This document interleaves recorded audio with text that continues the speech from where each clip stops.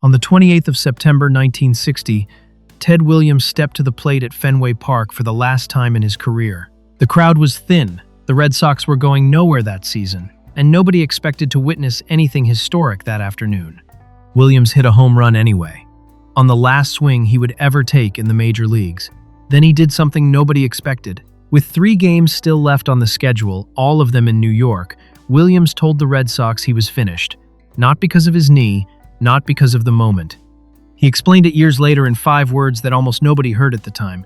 There was a kid coming up who was going to be a hell of a ball player. Carl Yastrzemski grew up on a 60-acre potato farm in Bridgehampton, Long Island, the son of a man who played second base beside him on a family team that once hit back-to-back home runs. When the local league folded one summer, his father drove him 50 miles each way, twice a week, never getting home before midnight, just so Carl could keep playing. There was no room in that arrangement for anything else. One season in Class B ball, Carl was rooming with other prospects, hitting .390, enjoying the kind of life young ball players enjoy on the road. His father came to visit. By the end of the trip, Carl was packing his things into a one-man apartment. His roommates never understood what they'd done wrong. His father simply didn't want Carl distracted by anything that wasn't baseball. He turned down a full ride to Notre Dame for a $100,000 signing bonus instead, walking away from a business degree before he finished his freshman year. By the numbers, none of it should have led anywhere close to Fenway Park.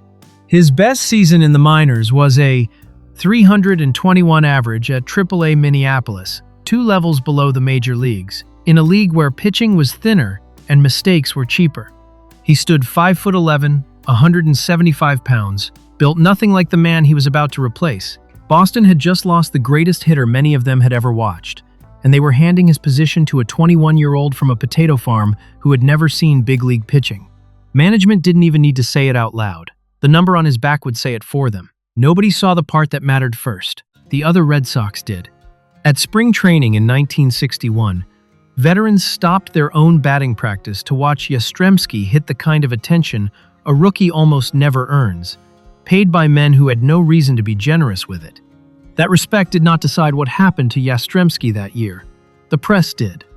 In the spring of 1961, Sports Illustrated ran the profile that introduced Carl Yastrzemski to the country. It was not unkind. It was something more dangerous than unkind. It was reasonable. The magazine wrote plainly that it would be folly and unfair to Yastrzemski to expect him to hit like Ted Williams. He was not built like Williams. He pulled the ball with strong wrists, not raw power. The Red Sox had given Williams' old position to a rookie who didn't even pull the ball the way a power hitter should. The magazine wasn't hostile. It even praised him, called his swing smooth, his line drives marvelous to watch, predicted he'd be a star in his own right. That made the warning underneath the praise harder to dismiss, not easier. This wasn't a rival sports writer looking for a headline. This was the most respected sports publication in the country, looking carefully at the evidence and arriving at a measured, fair conclusion. Don't expect a second Ted Williams. Even the equipment said it. Williams had worn number 9 for 2 decades. Boston handed Yastrzemski number 8 close enough to invite the comparison, different enough to say, quietly, this is not a continuation. The magazine was not wrong about the numbers. Yastrzemski would never hit 400. He would never hit 500 home runs. Across 19 seasons, Williams' lifetime average sat at 344, a mark Yastrzemski's rookie season did not come within 60 points of. But Sports Illustrated had measured Yastrzemski against exactly one thing: the version of greatness Ted Williams had already built. They were not wrong about what Yastrzemski wasn't. They simply had no way yet of seeing what he was going to become instead. There was only one man in Florida that spring who wasn't measuring him that way at all. Ted Williams came back to spring training anyway. Nobody required it of him. From 1961 through 1966, he showed up as a special batting instructor, and he watched Yastrzemski hit with the same merciless attention he had once aimed at opposing pitchers. He noticed Yaz held the bat high before he loaded so high a broadcaster would later say it looked like he was trying to kill a snake. Williams watched him bring his hands down somewhat as he strode into the pitch, and asked, in that unmistakable foghorn voice, why all the extra motion was necessary in the first place. It was the kind of question only someone who had broken down a swing for 30 years would think to ask. He still did not touch it. His only instruction was a warning. Don't let anyone screw around with your swing. Ever. After that, there was no lecture. There was a single phrase, delivered in passing, in hallways and locker rooms, on his way to the shower. Be quick. Be quick. Yastrzemski himself said that was almost the entire conversation, season after season. Study the pitcher, be quick, nothing more. Williams could see what he saw, because he had once been exactly what Yastrzemski now was. He had spent his own career being measured against men who came before him, and he understood that the thing that ruins a young hitter is rarely a flaw in the swing. It's someone else's hands trying to fix what was never broken. Did you ever watch someone young and know before anyone else did that they were going to be something special? Tell us in the comments. Most of what passed between Williams and Yastrzemski never reached a microphone, but a few moments survived, and together they explain everything the headlines missed. The first is the phrase itself, be quick, not a clinic, not a session, broken down, on film. 3 words, repeated in passing, treated by both men as if they were a complete sentence, because to Williams, they were. The second is about how Yastrzemski carried himself when nobody was managing the story for him.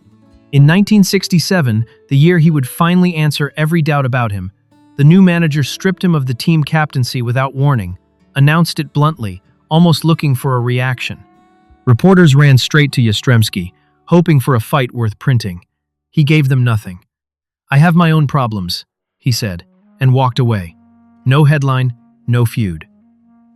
Just a man who had decided, privately, that this would be the year he became a better teammate instead of a louder one. A decision nobody covered, made before a single game had been played. The third came from Yastrzemski himself, years afterward, admitting something he rarely said out loud. He confessed that his rookie season started slowly because he was trying to become Ted Williams, instead of himself trying to be a home run hitter, not the all-around player he actually was. He said it plainly, I could never be a Ted Williams as far as hitting was concerned. That single sentence undid the entire premise the magazines had built. Yastrzemski wasn't failing to live up to a comparison. He was the only person on the field who had already rejected it, quietly, before anyone wrote it down. Williams never asked him to be a second Ted Williams. The only person trying to force that shape onto Yastrzemski for one disastrous rookie season had been Yastrzemski. In 1967, Yastrzemski produced the season Boston had stopped believing was coming. He hit 326 with 44 home runs and 121 RBIs, winning the Triple Crown, leading his league in all 3 categories in the same year. Only 14 players in Major League history had done it before him. After Yastrzemski, nobody would do it again for 45 years, until Miguel Cabrera in 2012. His value that year carried weight beyond the 3 headline numbers. He posted a WAR of 12.4, the highest mark any player had recorded since Babe Ruth's 1927 season. The Red Sox did not simply have a great player in 1967. For long stretches, they had one player carrying a roster that had finished 9th the year before. Context made it stranger.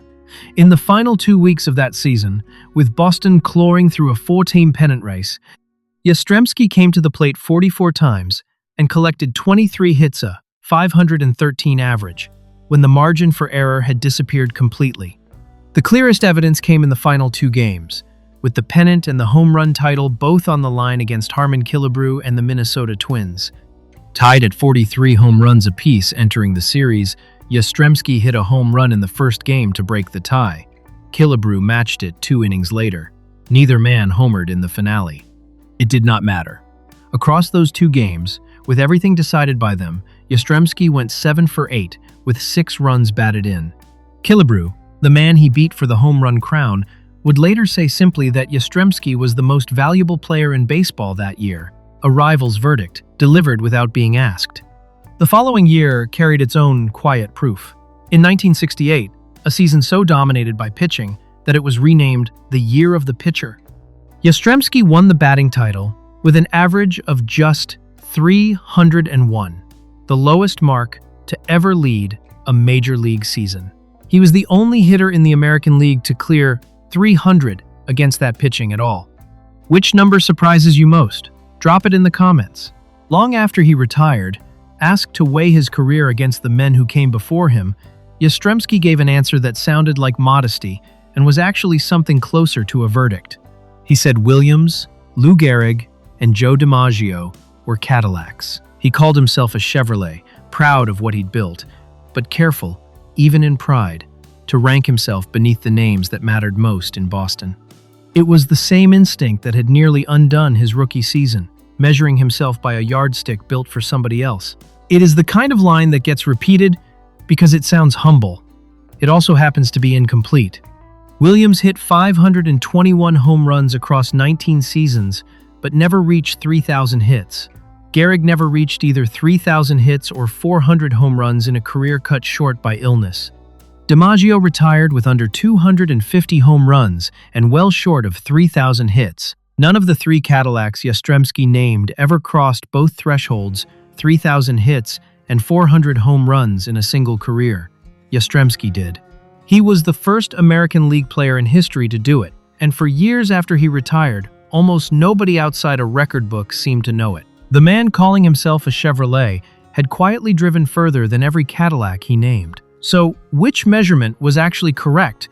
The one the magazines used in 1961? Or the one written into the record book 2 decades later? Nobody at Fenway Park in September of 1960 thought much of the name Ted Williams mentioned on his way out the door. There was no headline, no film crew waiting for the quote, just a tired legend explaining a decision in a sentence reporters barely wrote down. This was never really a story about two left fielders or about who hit the ball harder. It was about how long the truth can sit unnoticed before anyone agrees to see it. Williams didn't predict statistics. He predicted a player and trusted that the numbers would eventually catch up to what he'd already seen swinging a bat in a Florida batting cage years before any of it counted. Being right early is not the same as being believed early. Williams had to wait. Yastrzemski had to play through a press box that measured him by the wrong yardstick for most of a decade before the record corrected them both. It took the baseball world the better part of a decade to see what Ted Williams saw in a single spring afternoon. If this story stayed with you, leave a like. It tells us to keep going deeper into the history most people never hear. Drop a comment with the name of a player you think history undersold. Share this with someone who loves the game. And if you want to see how another legend recognized greatness before the world did, that story is next.